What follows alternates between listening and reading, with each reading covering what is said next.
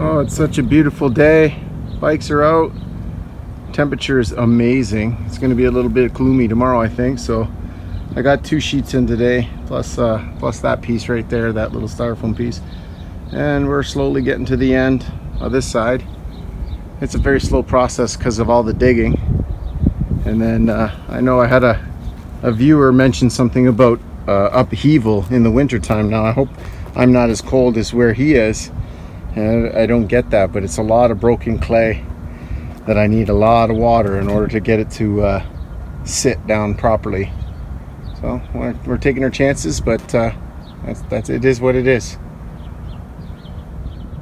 Hi viewers, welcome to Branching Out Permaculture with Curtis Hanlon. My digger's broken today.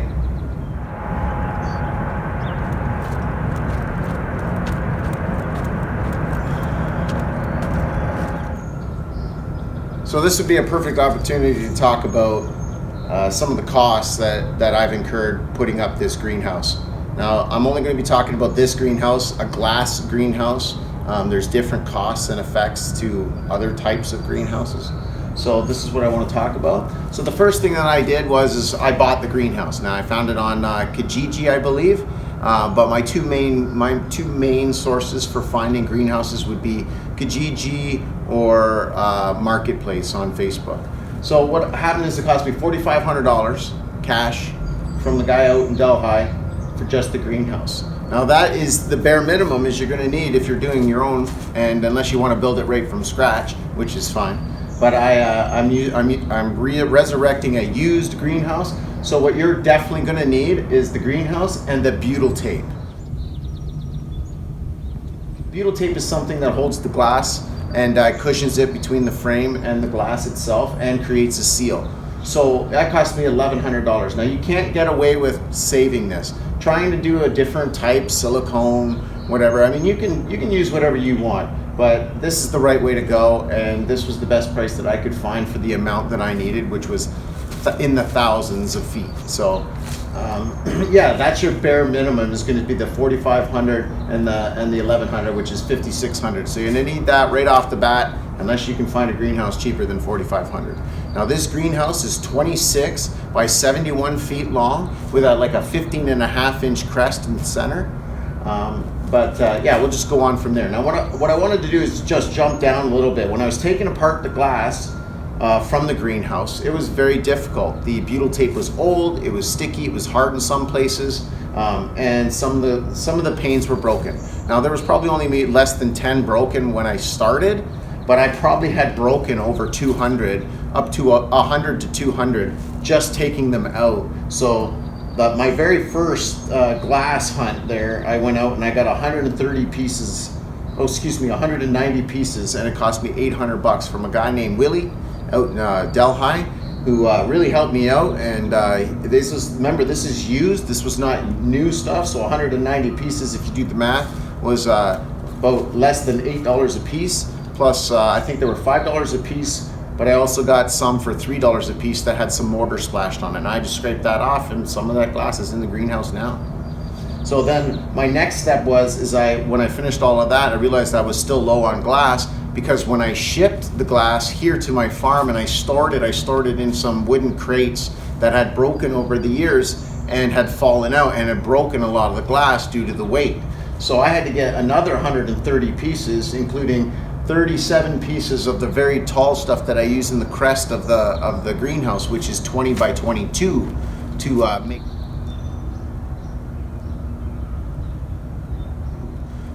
make up for the small gap that's missing at the top. So I had to get a couple of specialty, plus 100 pieces, which worked out to be $8 a piece for glass. But I also got a few parts in there, about 100 extra rails, which I don't know went missing. So try not to lose your parts. Try to save your glass as best you can. The more you save, the better you take care of it, the less money it's going to cost you in the end. So you wouldn't have incurred at least $1,600 like I did. So that saved $1,600 right there. Now that was just a few parts, some rails, one track, something like that, but that was another $800. So yeah, I just wanted to get that out of the way, that was a big expense for me. Now, if you jump back up here to the screws, The screws were kind of the same thing. When I was taking out all the screws, I was keeping them all because they're stainless steel, and well, at the time they probably weren't that much, but a couple years later they became really expensive. And I went looking around, and I've even got quotes for like $1,000 for 2,000 pieces, right? So I found a place that was able to get me 2,000 pieces for 250 bucks. Now I'll have plenty extra to fix later or just to keep around in case, but hey, it's better than $1,000. So then what I also did is when I was taking down the greenhouse, the poles were actually in cement in the ground. Now this greenhouse sits on top of patio stones. It's flattened out, it's on hard clay, and I'm slowly bracing everything underneath with stainless steel shims. And what I did was I bought these plates. It cost me $100 for 16 plates, 12 by 12 by quarter inch. And they were not galvanized, they were not stainless steel, but I did weld them to the bottom of my plates to have more stability on each pole. Now I am going to jump down just again to the pipes. Now I had to buy a couple extra pipes that were 1 inch by 6 feet. They cost me about 150 bucks for about 6 of them. What I did was I cut them in half and put a slant on one side or a 45, and I used them to make my cross bracings to make the poles that were no longer cemented into the ground rigid. So that's what I had to do for that. So back up to the welding rod that I had to use to put the plates on was about 150 bucks, actually more than the plates. I had to use about 2 boxes, and I used it for a lot of the different cuts that I made when I put it back together. But yeah, I used about 2 boxes, and it cost about 75 bucks a box.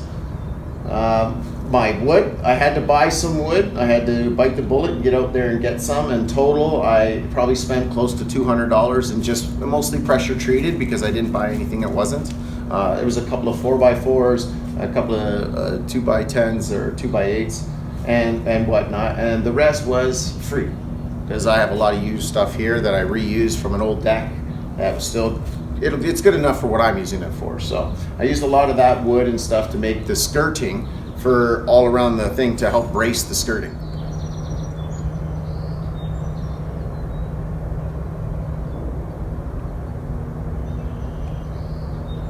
So I also bought, while I was there, I bought some rubber spray that was on sale. It's just the same stuff you see as seen on TV, you know. I just used that, and what I did is I sprayed all the bases with that rubber liner so that when the dirt gets up and over and the little water connects, it'll last a lot longer than it probably would if it was unprotected. So I also used that for a few of my welds too, where I covered my welds so they wouldn't get rusty as well. It does get pretty moist in here, so yeah, we'll have to work on that, the humidity and whatnot. I also spent about $100 in Quickcrete. Now that was just to put in some of the poles that I used on both ends. I didn't put them on the sides. The sides are floating sides, but on the ends I did, especially around the back door there and in the front door. So I used cement to make sure the poles stayed in place. I know later on, but I also sprayed around it, around the edge between the grass line and the cement line, because that's usually where the poles want to start breaking. So yeah, that cost me about 100 bucks between all of those bags of glass. So last, since we've already done the pipes and the glass, what I also did is I spent $1,600 on all of the metal for the skirting. It's basically just roofing. And I'm just repurposing it and using it as a siding or backing or skirting. I also had to buy used rigid insulation, and I had to look around for that because maybe some places you can get it really cheap, or if you had the right timing. But I was looking for my time frame, and the best I could find was $15 a piece. I got 30 pieces, and that came out to 450 bucks. So yeah, so we have all of this stuff together. Again, $5,600 was the very minimum of the greenhouse and the butyl tape, because you definitely need the greenhouse and you need that butyl tape. Even if you save all of your glass, all of your screws, all of your parts, you're still going to need a few other expenses, especially doing this. So try to save yourself some money. Don't break the glass. That's my biggest advice. Don't lose any parts. Store your stuff properly. Glass stores upright, and that's what I did, but the box broke. So when it broke, they all kind of fell, and you know, it was a domino effect. So that right there comes out to about $10,260 is what I spent so far on everything for the greenhouse. And I do have, I believe, everything I need to finish up to this point. That doesn't include all the irrigation, the natural heating that I plan to use, or any of the totes or buckets or anything else on top of that. That's just the greenhouse. It's just to have the structure in place. It's just to have the rigid in there. The doors are on, the windows are on, and that's it. So $10,260. If you can do better, you will if you save yourself on the glass and the metal screws. So yeah, that's what it cost me to do my DIY greenhouse. Some people have been asking, so now you know. How big. Goat cuteness. It's 1000% free. Don't forget to subscribe. Say hi, guys. Look at them all. Oh, there's the little kitty. Look at this little floppy ear one. Yeah. Have a great week, folks. See you next week.